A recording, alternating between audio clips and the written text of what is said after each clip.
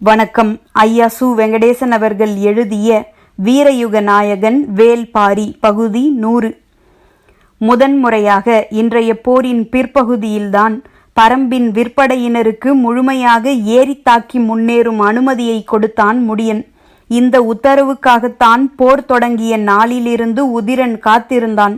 விற்படையின் முழு ஆற்றலும் பீரிட்டு கிளம்பியது. விரி அம்புகளும் பகழி அம்புகளும் இடைவெளியின்றி செலுத்தப்பட்டன. பரம்பு படையை முற்றுகையிடத் துணிந்தவனுக்கு தாங்கள் யார் என்பதை உணர்த்த ஒவ்வொரு வீரனும் துடித்தான். போர்க்களம் இதுவரை காணாத அளவுக்கு மரணத்தை கண்டது. எதிரிகளின் படையை முழுமையாக சுற்றி வளைத்த கருங்கைவாணன் நிலைமை இப்படி தலைகீழாக மாறும் என எதிர்பார்க்கவில்லை. எதிரிகளால் யானை படையை பிளந்து கொண்டு நண்பகலுக்குள் போர்க்களத்துக்கு ஆயுதங்களை கொண்டு வர முடியும் என்பதை அவனால் நினைத்து பார்க்க கூட முடியவில்லை. பரம்பு படையின் தாக்குதல் எல்லைக்குள் வேந்தர் படையின் முன்கள வீரர்கள் பெரும்பான்மையோர் சிக்கிக் கொண்டனர். பேரழிவுக்கு பின்னரே நிலைமையை உணர முடிந்தது. ஆனால் உடனடியாக படையை பின்வாங்க முடியவில்லை. ஒரே பகுதியில் ஏறி நின்று தாக்கினால் பின்வாங்குதல் எளிது. ஆனால் வேந்தர் படையோ அரை சுற்று வட்டத்தில் பரம்பு படையை சூழ்ந்து நின்றது. இத்தகைய உத்தியில் பின்வாங்குதல் எளிதல்ல. எதிரி படையை முற்றுகையிட்டு தாக்கும் முடிவை எந்த தளபதியும் எளிதில் எடுக்க மாட்டான். முற்றுகை என்பது எதிரி படையின் மீது முழுமையான அடைப்பை உருவாக்குவது. அந்த உத்தியை வகுத்துவிட்டால் பின்வாங்கல் என்பதற்கு இடமே இல்லை. எனவேதான் பின்வாங்கும் சூழல் ஒருபோதும் உருவாகாது என்ற முழு நம்பிக்கை இருக்கும்போது மட்டுமே முற்றுகை போரை நடத்துவர். கருங்கைவாணன் முழு நம்பிக்கையோடுதான் இந்த உத்தியை முன்னெடுத்தான். எதிரிகளின் கைகளில் ஆயுதங்கள் வந்து சேராமல் இருக்க யானை படையையும் கொண்டு போய் அடைத்து நிறுத்தினான். அவன் திட்டமிட்டதைப் போலவே முற்பகலுக்குள் பரம்பு வீரர்களின் கைகளில் இருந்த பெரும்பான்மையான ஆயுதங்கள் தீர்ந்தன. நிலைமை பரம்பு படைக்கான பேரழிவை நோக்கி நகர்ந்தது. ஆனால் தேக்கன் வகுத்த உத்தியால் வேந்தர் படையின் வேகம் குறைந்தது. குழப்பத்தை உருவாக்கி கருங்கைவாணனை திசை திருப்பினான். மூஞ்சலுக்கு ஆபத்து ஏதுமில்லை என உறுதிப்படுத்திக் கொள்ளும் வரை கருங்கைவாணன் முழு வேகத்தோடு தாக்குதலை முன்னெடுக்கவில்லை. அதற்குள் நிலைமை தலைகீழாக மாறியது. பரம்பின் ஆற்றல் பீரிடத் தொடங்கியது. கடைசி 5 நாழிகையில் விற்படையினர் நிகழ்த்திய தாக்குதல் இதுவரை நடந்த மொத்த தாக்குதல்களுக்கும் நிகரானது. அழிவு அழிவு, வேந்தர் படையில் பேரழிவு. களத்தில் கருங்கைவாணன் கையறு நிலையில் நின்றான். யானைப்படையை அழித்து நண்பகலுக்குள் ஆயுதங்களை எப்படி கொண்டு வந்தனர் என்பதை அவனால் புரிந்து கொள்ள முடியவில்லை. மனம் மிரட்சியில் இருக்கும்போது ஆற்றலை கை கொள்ள முடியாது. படையினர் மீள வழிகாட்ட முடியவில்லை. நெருக்கடி நிலையில் ஒருவன் சிறந்த முடிவை எடுக்க அவனது போர் அனுபவமே கை கொடுக்கும். ஆனால் கருங்கைவாணன் சந்தித்த எந்த போரும் இந்த போருடன் ஒப்பிடக்கூடியதன்று. அவன் அதிகமான போர்களில் வெற்றி பெற்றுள்ளான். ஒரு சில போர்க்களங்களை விட்டு பின்வாங்கி வெளியேறியுள்ளான். ஆனால் இன்று அவனுக்கு ஏற்பட்ட அனுபவம் முற்றிலும் வேறொன்று. பரம்போடு போரிட தனது படைக்கு எந்த தகுதியும் இல்லையா என்ற கேள்வியை அடிமனதில் உருவாக்கியது அது. அதன் பிறகு அந்த கேள்வியே அவனை ஆக்கிரமித்தது. அதிலிருந்து அவன் மீண்டு வர நெடுநேரமானது. அதற்குள் நிலைமை கைமீறியது. முன்களத்தில் எண்ணற்ற வீரர்கள் பகழி அம்புக்கு பலியாகி மடிந்தனர். கவச வீரர்களின் படைக்கே இந்நிலையானதும் மற்ற வீரர்கள் பரம்பினரை நெருங்கவே அஞ்சினர். கைவிடப்பட்ட படை வீரர்கள் மலையென கொன்று குவிக்கப்பட்டனர். தட்டியங்காடெங்கும் குருதி பெருகி ஓடியது. எல்லாவற்றையும் பரன் மீதிருந்து பார்த்து கொண்டு நின்றார் திசைவேழர். நேற்று இரவுதான் அவர் கபிலரிடம் சொன்னார், இனி மரணமே இந்நிலத்தை ஆட்சி செய்யும். அந்த காட்சியைத்தான் அவர் இப்போது பார்த்து கொண்டிருந்தார். உடல் முழுவதும் செயல் இழந்தது போல் இருந்தது. கண்விழி உயிரற்று அசைந்து கொண்டிருந்தது. ஆனாலும் நாழிகை கோலினை பார்த்தபடி தன் கைகளை மெல்ல உயர்த்தினார். முரசின் ஓசை எங்கும் எதிரொலித்தது. தட்டியங்காட்டின் 4ஆம் நாள் போர் முடிவுக்கு வந்தது. மலையடிவாரம் எங்கும் விரட்டப்பட்ட யானைகள் சிதறி திரிந்தன. நண்பகலுக்கு பிறகு யானைப்படை முற்றிலும் கட்டுப்பாட்டை இழந்தது. தளபதி உச்சங்காரிக்கு என்ன நடந்தது என்பதே புரியவில்லை. திடீரென யானைகள் மிரளத் தொடங்கின. நடுப்பகுதி யானைகள் பாகன்களின் கட்டுப்பாட்டை மீறி மிரண்டு திமிரின. பயம் கொள்ளும் யானையின் பிளிரல் தனித்துவமாக தெரியக்கூடியது. ஒன்றுக்கும் மேற்பட்ட யானைகள் அதே போல பிளிரியவுடன் படையின் தன்மை உருமாறியது. பெரும் எண்ணிக்கையில் காட்டெருமைகள் மொத்தமாக உள்ளே நுழைந்த போது படை தனது கட்டுப்பாட்டை இழந்தது. மேலே இருந்த வீரர்கள் தூக்கி வீசப்பட்டனர். நாலா பக்கமும் யானைகள் சிதறி ஓடின. காட்டுக்குள் ஓடத் தொடங்கிய யானையின் மீது பாகனோ வீரனோ உட்கார முடியாது. எல்லோரும் உயிர் பிழைத்தால் போதும் என்ற நிலையை அடைந்தனர். காரமலையின் கீழ்ப்பகுதி முழுக்க வேந்தர் படையின் யானைகளும் வீரர்களும் தவித்து அலைந்தனர். எதிரி நாட்டுக்குள் போரிட நுழைந்தவர்களில் பிடிபட்டவர்களை முழுமையாக அழித்தொழிப்பதே மரபு. ஆனால் பரம்பின் தரப்பில் சொல்லப்பட்டுவிட்டது, உயிர் பிழைக்க ஓடும் பாகன்களையோ வீரர்களையோ கொல்ல வேண்டாம் என்று. போரிடுபவர்களை மட்டுமே எதிர்கொள்வோம். அஞ்சி ஓடுபவர்களை அழிப்பது வீரமாகாது. நடுப்பகலில் இருந்து வேந்தர்களின் வீரர்கள் நாலா பக்கமும் ஓடிக்கொண்டிருந்தனர். மாலையில் போர் முடிவுற்றதன் அடையாளமாக முரசின் ஓசை பரன்மேலிருந்து வெளிப்பட்டது. இன்றைய போர் வேந்தர்களுக்கானதாக இருக்கும் என்ற நம்பிக்கையில் தொடங்கி பரம்புக்கானதாக முடிவுற்றது. பரம்பு வீரர்கள் பெருமகிழ்வோடு போர்க்களத்திலிருந்து திரும்பிக் கொண்டிருந்தனர். கபிலர் இரளிமேட்டில் பாட்டாப்பிரையில் அமர்ந்திருந்தார். வழக்கமாக போர் முடிவுறும் போது நாகக்கரட்டின் மீதிருந்து நிலைமையை பார்ப்பது வழக்கம். ஆனால் இன்று இரளிமேட்டிலே இருந்துவிட்டார். சிதறுண்ட யானைகள் எங்கும் அலைவது ஒரு காரணம். இன்னொரு காரணம் நேற்று திசைவேழர் கூறிய சொற்கள். போர்க்களத்தின் பேரழிவை கண்கொண்டு பார்க்க முடியாத நிலையில் இங்கேயே இருப்போம், எல்லோரும் வந்து சேரட்டும் என்று அமர்ந்திருந்தார். பொழுது மறையத் தொடங்கியது. வீரர்களின் ஓசை மலையெங்கும் கேட்டுக்கொண்டிருந்தது. கபிலரின் மனக்கண்ணில் அனங்கனே நிலை கொண்டிருந்தான். எவ்வியூரின் வடதிசையில் ஏதோ ஒரு காட்டுக்குள் நுழைந்தவன் இத்தனை காட்டெருமைகளோடு எப்படி இங்கு வந்து சேர்ந்தான்? மனிதனின் பேராற்றலை எப்படி புரிந்து கொள்வது? மீண்டும் அவன் காரமலையில் ஏறிவிட்டதாகச் சொல்கிறார்கள். அவனை கண்டு பேச வேண்டும் என தோன்றுகிறது. ஆனால் அதற்கான வாய்ப்பு கிடைக்குமா என தெரியவில்லை. எண்ணங்கள் ஓடிக்கொண்டிருக்கையில் கபிலரின் முன்னால் வந்து வணங்கி நின்றான் ஒருவன். எண்ணங்களிலிருந்து விடுபட்டு அவனை பார்த்தார் கபிலர். முதலில் வேந்தர் படையைச் சேர்ந்தவன் என தோன்றியது. ஆனால் போர் வீரனுக்குரிய அடையாளங்கள் எவையும் அவனிடம் இல்லை. யாராக இருக்கும் என்ற சிந்தனையிலேயே வணங்கிய அவனுக்கு வாழ்த்து சொன்னார்.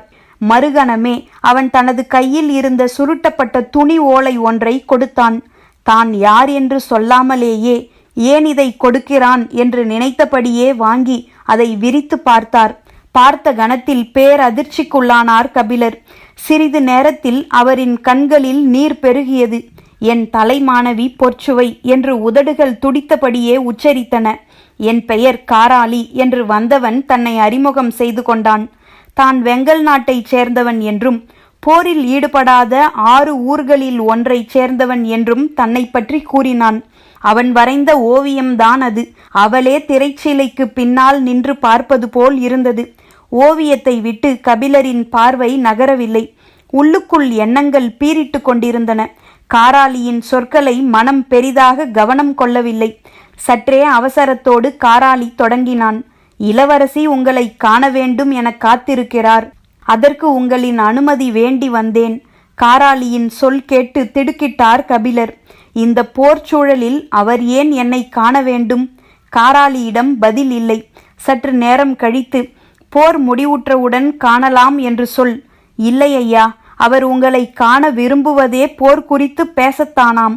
போர் தொடங்கும் முன்பே உங்களிடம் அழைத்து போகச் சொன்னார். நானும் கடந்த 5 நாள்களாக பெருமுயற்சி செய்து வருகிறேன். அதற்கான வாய்ப்பே கிட்டவில்லை. இன்று நடுப்பகலுக்கு பிறகுதான் வாய்ப்பு கிட்டியது. எப்படி என்று கேட்பதைப் போல இருந்தது கபிலரின் பார்வை. நடுப்பகலுக்கு பிறகு வேந்தர்களின் யானைப்படை சிதறி ஓடியது. காடெங்கும் வேந்தர் படையின் வீரர்கள் உயிர் பிழைக்க இங்கும் அங்குமாக ஓடிக்கொண்டிருக்கிறார்கள். இதுதான் பொருத்தமான நேரம்.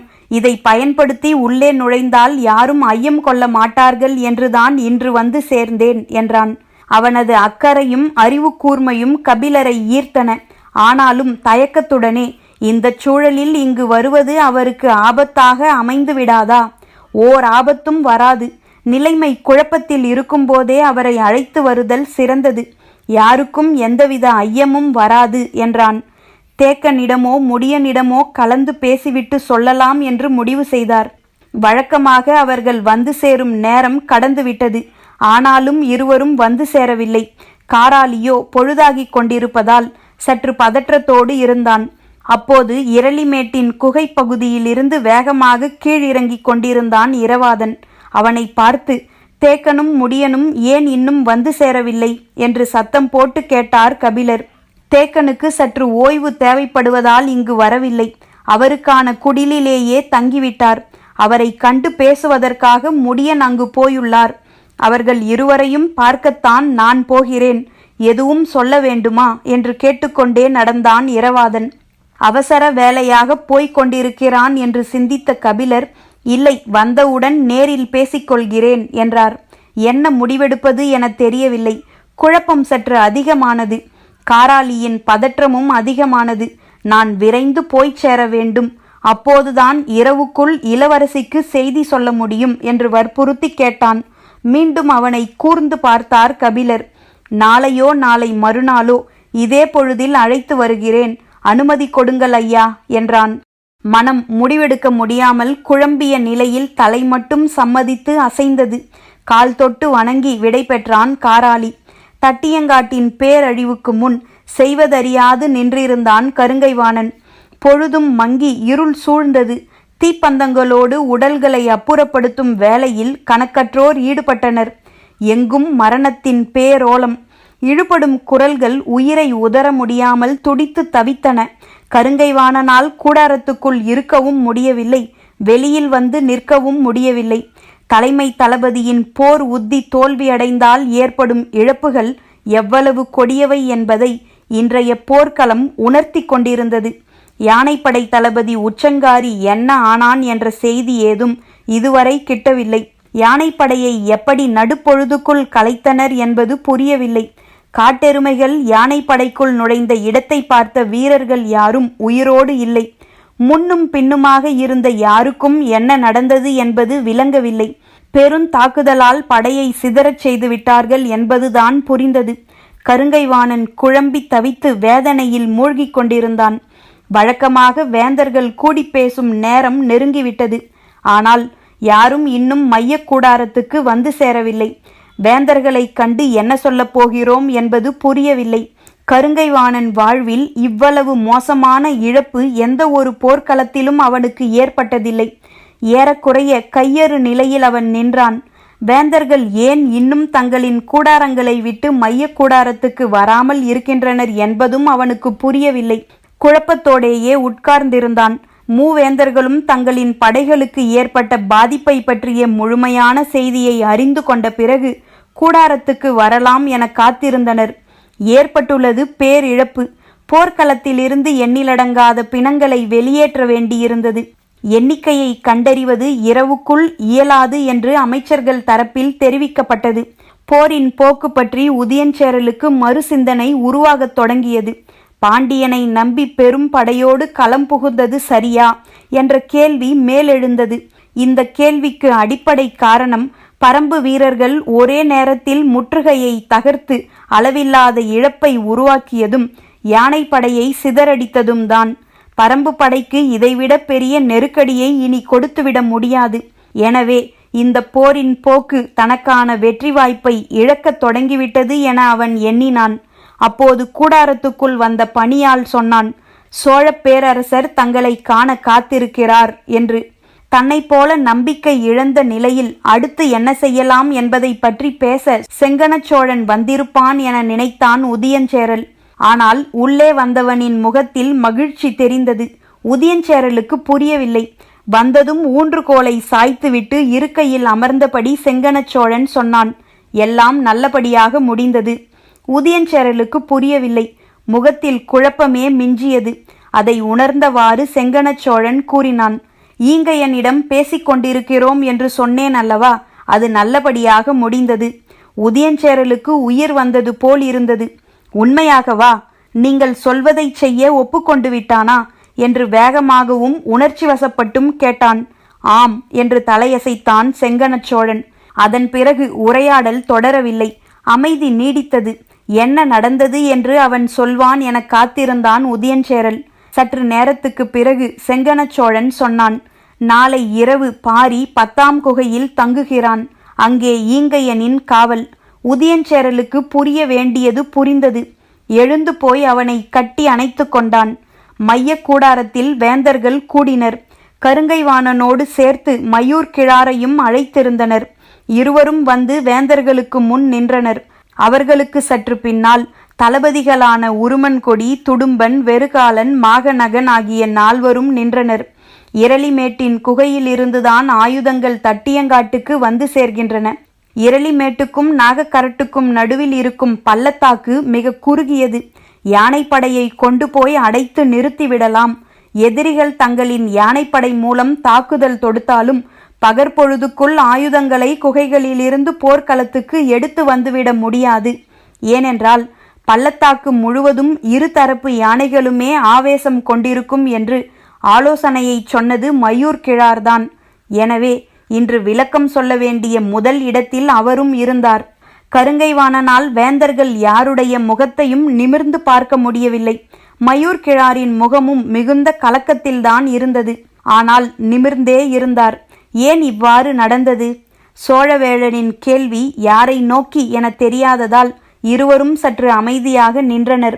கருங்கைவாணனால் உடனடியாக பதில் சொல்லிவிட முடியாது என்பதால் மயூர் கிழார் பேசத் தொடங்கினார். இவ்வாறு நடக்காது என்பதை நம்மில் யாராலும் ஏன் முன்னாலேயே சிந்திக்க முடியவில்லை? சோழவேழன் கேட்ட கேள்வியை அவையில் இருக்கும் எல்லோரையும் நோக்கிய கேள்வியாக திருப்பினார் மயூர் கிழார்.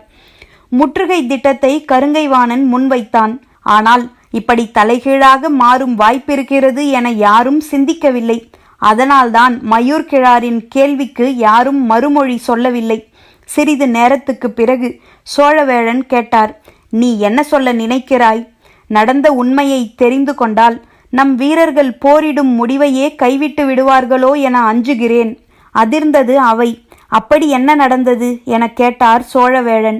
அவர்கள் காட்டெருமை படையை நமது யானைப்படையின் மீது ஏவியுள்ளனர். அதனால்தான் நம் யானைகள் போரிடாமலே சிதறி ஓடியிருக்கின்றன. காட்டெருமை படையா? அவையில் இருந்த தளபதிகள் பலரும் நடுக்குற்று மீண்டனர். நேரம் கடந்து சற்றே குறைந்த குரலில் பொதியவெற்பன் சொன்னான், நம்பும்படியாக இல்லையே. நம்மால் நம்பவே முடியாத ஆற்றல் எதிரிகளிடம் உள்ளது என்றுதானே தலைமை தளபதி முதலிலிருந்து சொல்லிக் கொண்டிருக்கிறார். கருங்கைவாணனுக்கு மூச்சு வந்தது. தான் தொடர்ச்சியாக சொல்லி வந்ததை இன்னொருவர் வலியுறுத்தி பேசுவது, அதுவும் இப்படி ஒரு நெருக்கடியான நேரத்தில் பேசுவது சற்று ஆறுதலை தந்தது. நீங்கள் என்ன சொல்ல வருகிறீர்கள் என கேட்டான் உதியஞ்சேரல். இப்போரை இப்படி நடத்தினால் வெல்ல முடியாது. ஏனென்றால் இப்போர் பாரிக்கு எதிராக நடைபெறுகிறது. பாரிக்கு எதிராகத்தான் நடைபெறுகிறது. அதை யாரும் மறுக்கவில்லை. ஆனால் உங்களுக்கு அது புரியவில்லை. வேந்தர்களின் முன்னால் மயூர் கிழாரின் பேச்சு மிக துணிச்சலாக இருந்தது. ஏற்பட்டுள்ள பேரிழப்பு இது போன்ற பேச்சுக்கான இடத்தை இயல்பாக உருவாக்கியது. என்ன புரியவில்லை என நினைக்கிறாய் என கேட்டார் சோழவேழன். நேற்று எதிரிகள் காற்றை கொண்டு அம்பெய்தி பெரும் பாதிப்பை உருவாக்கினர். அது எப்படி என்று இன்னும் புரியவில்லை. இன்றோ காட்டெருமை படையை கொண்டு தாக்கியுள்ளனர். இதுவும் எப்படி என்று புரியவில்லை. நாளை அவர்கள் நடத்தப்போகும் தாக்குதலும் புரிய போவதில்லை. நீ என்னதான் சொல்ல வருகிறாய் என்பதை தெளிவாகச் சொல். நான் முதல் நாளிலிருந்து தெளிவாகத்தான் சொல்லி வருகிறேன். ஆனால் இந்த அவை எனது சொல்லை ஏற்க மறுக்கிறதே என்று குற்றம் சாட்டினான் மயூர் கிழார். பாண்டிய பேரரசுக்கு உட்பட்ட ஒரு குறுநில மன்னன், பேரரசரும் பிற வேந்தர்களும் இருக்கும் அவையில் இவ்வளவு துணிந்து பேசுவது வியப்பை தந்தது. ஆனாலும் அவனிடம்தான் பாரியை பற்றியும் பரம்பை பற்றியும் அறிந்து கொள்ள வேண்டிய செய்திகள் இருக்கின்றன என்பதால் மற்ற இரு வேந்தர்களும் சற்றே ஆர்வத்துடன் கேட்டனர். ஆனால் மயூர் கிழாரின் பேச்சால் கடும் சினம் கொண்டான் பொதியவெற்பன். சற்றே உரத்த குரலில் சொன்னான், புதிய தாக்குதல் திட்டத்தை நீ வைத்திருந்தால் அதை நேரடியாகச் சொல். சுற்றி வளைத்து பேசாதே. இளவரசர் என்னை மன்னிக்க வேண்டும். 4 நாள் போரையும் முழுமையாக கவனித்ததால் சொல்கிறேன். தலைமை தளபதி உள்ளிட்ட நம் தளபதிகள் யாருக்கும் இந்த போரை எப்படி நடத்துவதென்றே தெரியவில்லை. அவை அதிர்ந்தது. கருங்கைவாணன் அதனினும் அதிர்ந்தான். இப்போதுதான் தனக்கு ஆறுதலாக அவனது பேச்சு இருக்கிறது என நினைத்தான். ஆனால் அடுத்த கணமே அவனை தகுதியற்றவனாக்கினான். கருங்கைவாணன் வகுத்த திட்டத்தில் நீ கண்ட குறை என்ன? சோழவேழனின் கேள்விக்கு மயூர்கிழார் சொன்னார். ஒவ்வொரு நாளும் எதிரியின் படையை வெல்வதற்கான உத்தியையே அவர் உருவாக்கினார். அது முற்றிலும் தவறு. என்ன உளறுகிறாய்? எதிரியின் படையை வெல்வதற்குத்தானே போர் நடக்கிறது. அதை செய்வதற்கு உத்தியை உருவாக்குவதில் தவறென்ன இருக்க முடியும்? எதிரி படையை வெல்வது நமது இறுதி இலக்கு. ஆனால் ஒவ்வொரு நாள் போரிலும் இறுதி இலக்குக்கான உத்தியையே உருவாக்கக்கூடாது. அவையின் ஆழ்ந்த கவனிப்பு மயூர்கிழாரின் சொல்லின் மேல் குவியத் தொடங்கியது. மயூர்கிழார் தொடர்ந்து சொன்னார். இந்த போர் பாரிக்கு எதிரானது. ஆனால் இன்று வரை அவன் போர்க்களத்துக்கே வரவில்லை. அவன் எங்கே இருக்கிறான் என்றே தெரியாது. பிறகு எப்படி இந்த போர்க்களத்தை நம்மால் வெற்றி கொள்ள முடியும்? அவையின் அமைதி மேலும் அடர்த்தி கொண்டது. அவன் மிக உயரமான இடத்திலிருந்து இந்த போரை வழிநடத்துகிறான். நமது படையின் ஒவ்வொரு நகர்வையும் அவனால் தெளிவாக பார்க்க முடிகிறது. அடுத்த நகர்வை அவனால் உணர முடிகிறது.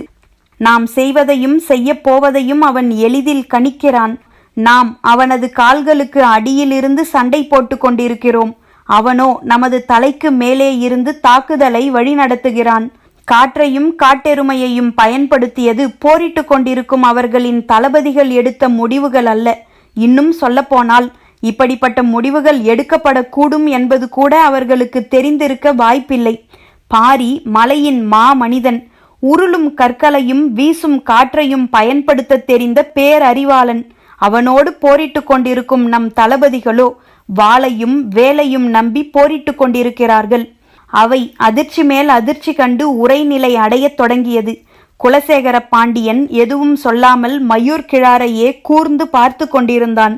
மற்றவர்களோ ஒருவர் முகத்தை இன்னொருவர் பார்த்து கொள்ள முடியாத நிலையில் அமைதி கொண்டிருந்தனர். மயூர்கிழாரோ வேகம் குறையாமல் தொடர்ந்தார். 2ஆம் நாள் போரிலேயே தேக்கனை வெட்டி எறியும் வாய்ப்பு கிட்டியது. அதை தலைமை தளபதி தவறவிட்டார். அன்று அது நடந்திருந்தால் போரின் போக்கே மாறியிருக்கும். அதனால்தான் நான் முதலிலேயே சொன்னேன், நமது உத்தி தேக்கனுக்கும் முடியனுக்குமானதாக இருந்திருக்க வேண்டும். ஆனால் அது தளபதிகளுக்கு புரியவே இல்லை. வேட்டூர் பழையனை விரட்டி கொண்டு காட்டுக்குள் போகாதீர்கள் என்று கத்தினேன். அதை பொருட்டாகவே அவர்கள் நினைக்கவில்லை. இப்படித்தான் இந்த போர்க்களத்தில் ஒவ்வொரு நாளும் நடக்கிறது. கருங்கைவாணனையும் மற்ற தளபதிகளையும் நேரடியாக தாக்கி குற்றம் சாட்டின மயூர்கிழாரின் சொற்கள். ஆனால் அவற்றில் எதையும் அவர்களால் மறுக்க முடியாது. நேற்று இதே அவையில் சோழவேழன் பேசியதுக்கு சினம் கொண்டு மறுத்துரைத்தான் கருங்கைவாணன். ஆனால் இன்று அதன் தலைகீழ் நிலை நடந்து கொண்டிருந்தது. வேந்தர்களுக்கு முன்னால் தளபதிகளின் தவறுகளையும் செயலின்மையையும் வெளிப்படையாக எடுத்து கூறினார் மயூர்கிழார். நான் இக்கணத்தில் என் மகன் இளமாறன் உயிரோடு இல்லையே என வேதனைப்படுகிறேன். தட்டியங்காட்டையும் நாகக்கரட்டையும் இரளிமேட்டையும் அவன் அளவுக்கு அறிந்தவர்கள் யாரும் இருக்க மாட்டார்கள். இவ்வளவு பெரும் படையோடு மூவேந்தர்களும் அணிவகுத்து நிற்கும் இந்த போர்க்களத்தில் அவன் நின்றிருப்பானேயானால் பரம்பின் கதறலை இந்நேரம் நாம் கேட்டுக்கொண்டிருப்போம்.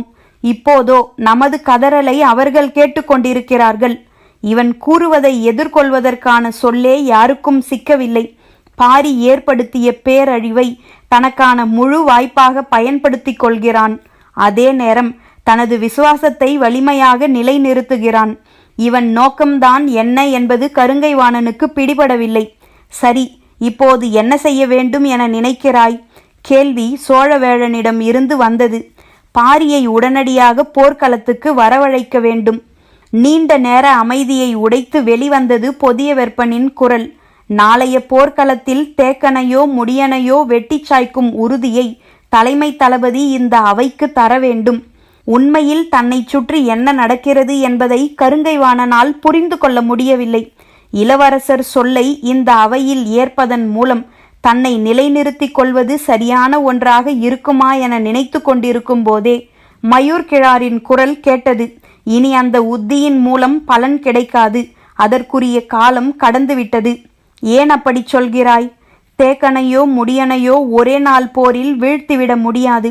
வேந்தர் படை முழு ஆற்றலோடு இருக்கும்போது அது நடந்திருக்கலாம். இன்றுள்ள நிலையில் அதை செய்ய முடியும் என நான் நம்பவில்லை.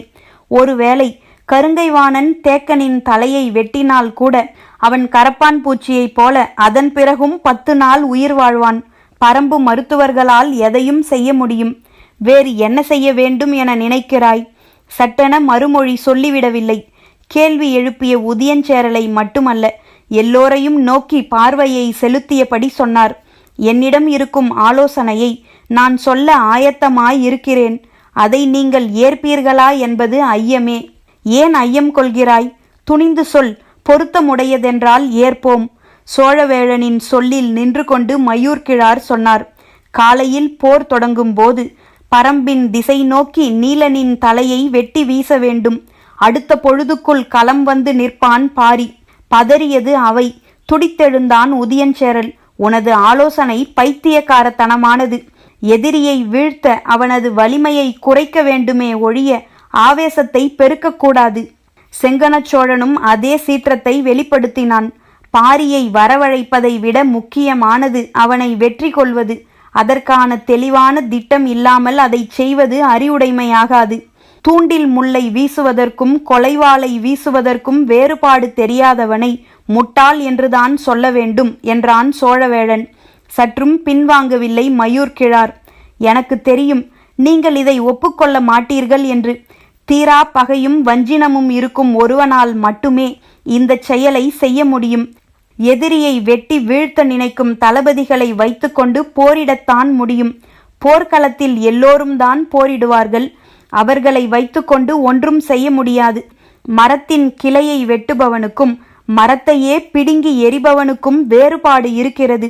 குருதியை குடிக்கும் வெறி இருப்பவனால் மட்டுமே தட்டியங்காட்டை தனதாக்க முடியும்.